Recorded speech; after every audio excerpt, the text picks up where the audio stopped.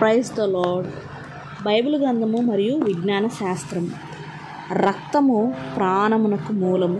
లేవికాండము 17వ అధ్యాయం 11 నుంచి 14. శరీరములోని ప్రతి కణానికి జీవమునివ్వగల ఆరోగ్యకరమైన రక్తము అవసరమని ఈనాడు మనందరికీ తెలుసు.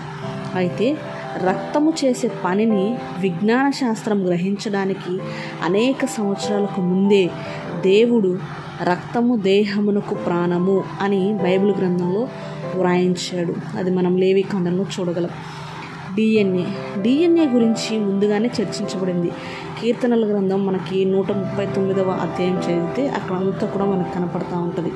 20వ శతాబ్దంలో వాట్సన్ మరియు క్రిక్ అనే శాస్త్రవేత్తలు డిఎన్ఏను గురించి కనుగొన్నారు. అయితే 3000 సంవత్సరాలకు పూర్వమే బైబిల్ గ్రంథంలో దాని గురించి వ్రాయబడింది.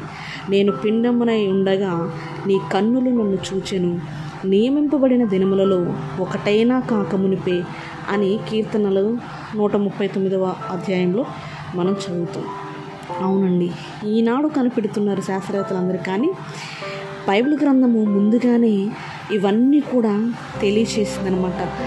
రక్తమే మన ప్రాణానికి మూలము, రక్తం లేకపోతే మనిషి జీవించలేడు అని చెప్పేసి మనం చూస్తూ ఉంటాం. pH వాల్యూ తగ్గిందని, హిమోగ్లోబిన్ తగ్గిందని చెప్పేసి, అలాగే డిఎన్ఏ టెస్ట్ కానీ ఇవన్నీ కూడా మనం చూసినట్లయితే అవన్నీ గమనిస్తే బైబిల్ గ్రంథంలో ప్రతి విషయము కూడా వ్రాయించబడింది. ఎందుకంటే యేసుక్రీస్తు ప్రభువారు అనంత జ్ఞాని కాబట్టి ఆ జ్ఞానాన్ని అంతా కూడా బైబిల్ గ్రంథంలో వ్రాయించి మనిషికి బైబిల్ గ్రంథాన్ని దేవుడు అందించాడు. కాబట్టి బైబిల్ గ్రంథం యొక్క ప్రాముఖ్యతను తెలుసుకొని అనేకులకు మనము పరిచయం చేద్దాం.